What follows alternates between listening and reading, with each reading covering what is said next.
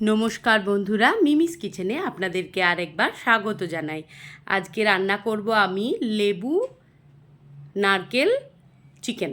এখানে আমি চিকেন নিয়েছি, নারকেলের দুধ, টমেটো, আদা রসুন কাঁচা লঙ্কা বাটা, লেবুর রস, হলুদ, নুন, পেঁয়াজ কুচোনো, জিরে গুঁড়ো আর ধনে গুঁড়ো।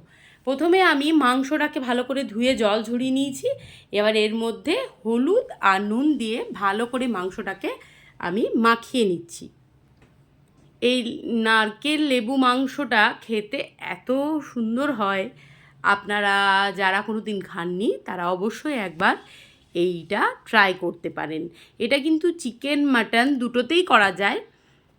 আমি আজকে চিকেনে এটা বানালাম, মাটনেও এটা আপনারা করতে পারেন। একটা অসাধারণ রেসিপি। এরপর আমি প্রথমেই গ্যাস ধরিয়ে দিয়েছি, কড়াই বসিয়ে দিয়েছি। এবারে কড়াই দিয়ে দিলাম বেশ খানিকটা পরিমাণে সর্ষের তেল। এখানে আমার প্রায় 1 কিলো মতন চিকেন আছে। পেঁয়াজ আমি নিয়েছি মোটামুটি বড় মাপে 4টে। এবার তেলটা যেই গরম হয়ে গেছে, কুচিয়ে রাখা পেঁয়াজগুলো আমি ওর মধ্যে দিয়ে দিলাম। এখানে কিন্তু কোনো গরম মশলা বা কোনো শুকনো লঙ্কার ব্যবহার বা গুঁড়ো লঙ্কা কোনো কিছুর ব্যবহারই আমি এটাতে করব না। পেঁয়াজটাকে ভালো করে একটু ভেজে নিচ্ছি। চিকেনের অনেক রকম রেসিপি আমার রান্নার চ্যানেলেও অনেক রেসিপি আমি শেয়ার করেছি, এটাও শেয়ার করছি আজকে। অবশ্যই আমার বন্ধুদের কাছে আমি অনুরোধ রাখবো, এই রান্নাটা একবার অবশ্যই করে আপনারা খাবেন। যদি কেউ না খেয়ে থেকেছেন, যদি কেউ খেয়েও থেকেছেন, সেও আমাকে অবশ্যই কমেন্ট করবেন। আপনাদের সুন্দর সুন্দর কমেন্ট আমার পেয়ে খুব ভালো লাগে।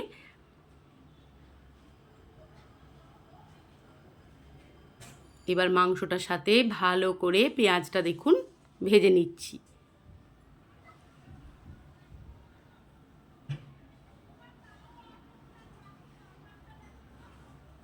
অনেকক্ষণ ধরে কিন্তু মাংসটা পেঁয়াজের সাথে ভেজে নিয়েছি। এরপর আদা রসুন আর কাঁচা লঙ্কার যে পেস্টটা আমি বানিয়েছি সেটা আমি দিয়ে দিয়েছি। আমি একটা গোটা রসুন দিয়েছি বাটা, আদা দিয়েছি অল্প পরিমাণে, আদাটা খুব বেশি নয়, আর কাঁচা লঙ্কা বেশ খানিকটা আমি বেটেছি। একসাথে বেটে আমি এটাকে দিয়ে দিলাম মাংসর সাথে। এবার কষিয়ে নিচ্ছি। মাংসটাতে কিন্তু কোনো রকম জলের ব্যবহার করব না আমি। অনেকক্ষণ ধরে কষিয়ে নেওয়ার পর যখন কাঁচা গন্ধ চলে গেছে, তখন দিয়ে দিলাম কেটে রাখা টমেটো। এখানে আমি 2টো মাঝারি মাপের টমেটো নিয়েছি। এরপর আমি দিয়ে দিলাম জিরে গুঁড়ো 2 চামচ, ছোটো চামচের 2 চামচ জিরে গুঁড়ো, আর দেবো 2 চামচ ধনে গুঁড়ো।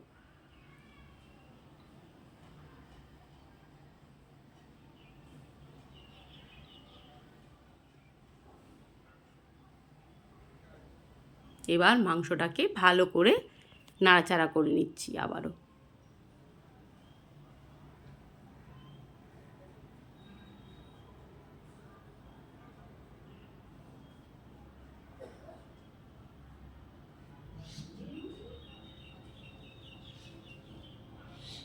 যারা ঝাল পছন্দ করেন না তাদের জন্যে এই রেসিপিটা একদম পারফেক্ট। এরপর আমি ওপর থেকে দিয়ে দিলাম নুন। একবার তো নুন আমি দিয়েছি মাংসটা যখন নুন হলুদ মাখিয়েছিলাম, তাই অল্প পরিমাণে আর একটু নুন আমি দিয়ে দিলাম যাতে টমেটোটা নরম হয়ে যায়। বেশ অনেকক্ষণ ধরে আমি এটাকে কিন্তু কষিয়ে নিচ্ছি।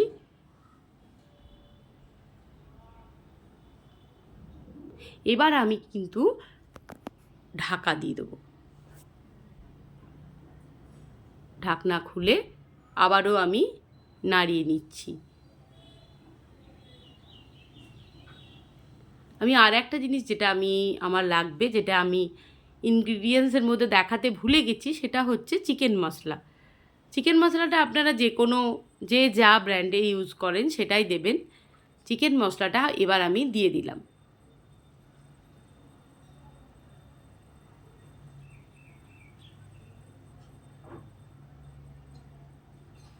এবার আবারও খুন্তি দিয়ে ভালো করে নাড়াচাড়া করছি। রান্নাটা কিন্তু একটু সময় নিয়ে ধৈর্য ধরে করতে হবে।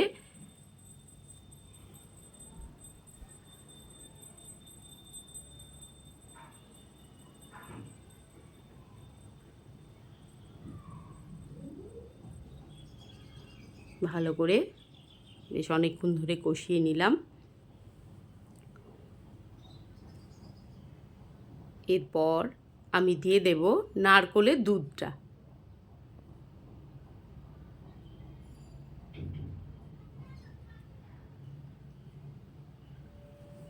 আপনাদের যদি মনে হয় নারকেলের দুধটা দেওয়ার পর একটু জল দিতে লাগবে, তাহলে আপনারা একটু জল দিতে পারেন।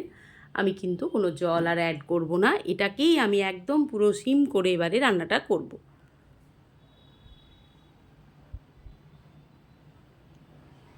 এবার ঢাকা আবার দিয়ে দিলাম, পুরো লো ফ্লেম করে ঢাকা দিয়ে দিয়েছি। ঢাকনা খুঁড়ে পাতিলেবুর রসটা আমি ওর মধ্যে দিয়ে দিয়েছি।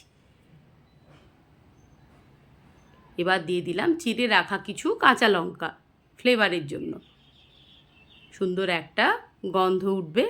আর দিয়ে দিয়েছি গন্ধরাজ লেবুর পাতা, এটা দেওয়ার জন্য স্বাদটা বা গন্ধটা দুটোই বদলে যাবে পুরো। এবার আবারও একটু ঢাকা দিয়ে দিলাম আমি। ঢাকনা খুলে চিকেন আমার প্রায় হয়ে গেছে। এবার গরম গরম ভাত, রাইস বা রুটি যা দিয়ে আপনাদের মন যায় তাই দিয়েই খেতে পারেন। তৈরি হয়ে গেছে আমার নারকেল লেবু মাংস।